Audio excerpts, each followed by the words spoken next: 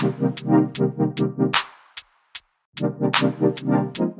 going on, everybody, and welcome to the other side of the Firewall podcast, where we talk about the latest and greatest of cybersecurity news, as well as we highlight those movers and shakers and glass ceiling breakers, those people of color who've made it to the other side of the proverbial firewall. My name is Ryan Williams, and as always, I'm joined by Shannon. What's up? What's up? What's going on? Welcome back. So we had to take a little break because I had a mean cold. It took my voice.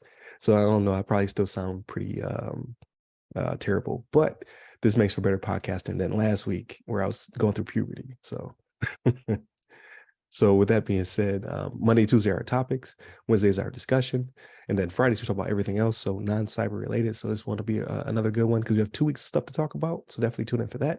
But without further ado, I'll give it to Shannon.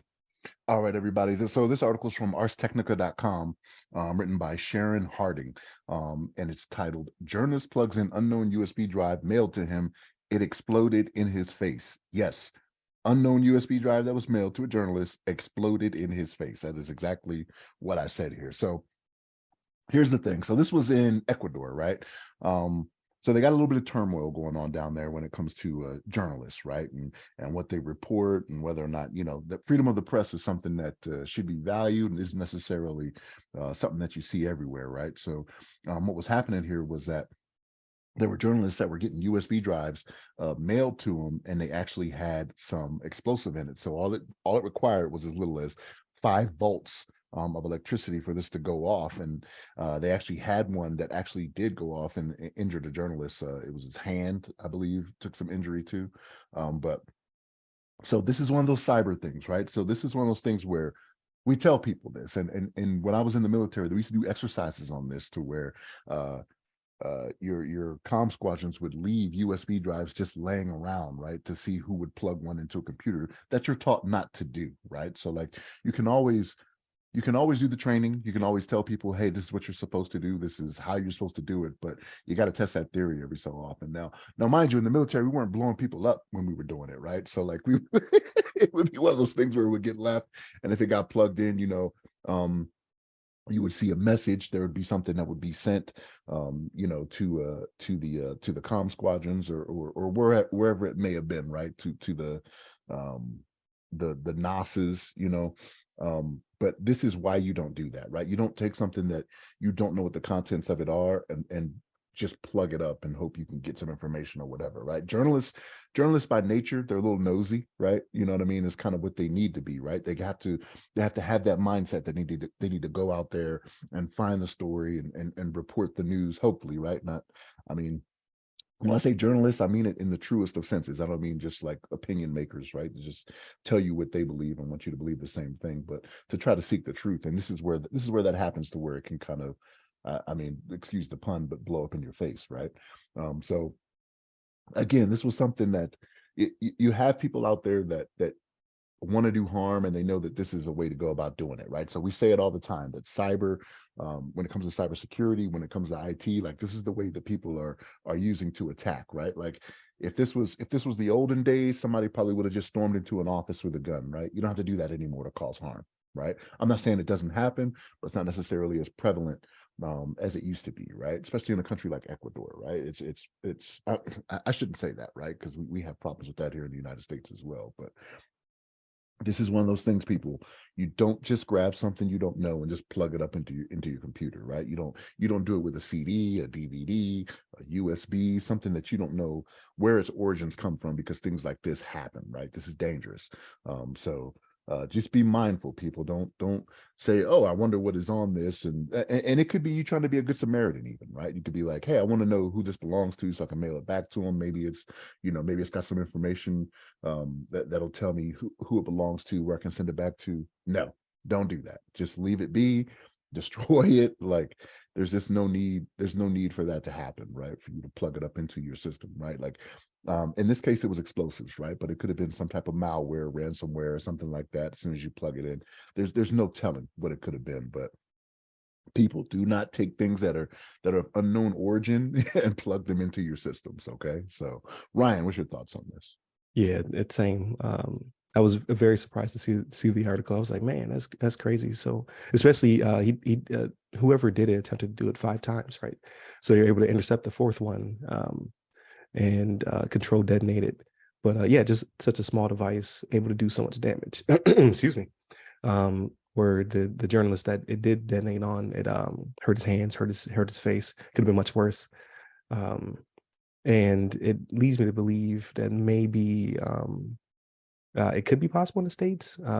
But I had a conversation with it was James Carroll the third when I posted this on my LinkedIn, where we went kind of back and forth, just kind of discussing like, well, could this be possible in the States because of the way that we screen mail and things of that nature. Maybe they don't have the same experience that we have because we've had like the Unabomber and other incidents in the States where we kind of do our due diligence when screening packages for explosives and chemicals and things of that nature. So hopefully it would have been detected before it made it all the way to someone's doorstep, and then and detonated, right? So I think we're a little bit more paranoid over here. We have a little bit more of a for better or worse, a security apparatus that would have caught this before it transpired. But yeah, you have to be careful. Like you said, like journalists are supposed to be nosy, supposed to be sleuths and like checking out stuff and what have you. So perhaps they had a letter attached to it that was like, hey, this is groundbreaking news, or here's a tip or a leak that caused them to plug it in. And I wouldn't I wouldn't have plugged. I don't even plug in my own USB drives if I leave them around the house too long. I get paranoid. I'm like, is that mine? What did I put on there? Um, so obviously I'm a little bit more hyper vigilant about it. But if I were to find one or one to be mailed to me, I'm like, there's no way I'm going to plug that into my device, uh, just because of malware and things of that nature. So again, like maybe their security training was not as robust or in depth. I would assume so though.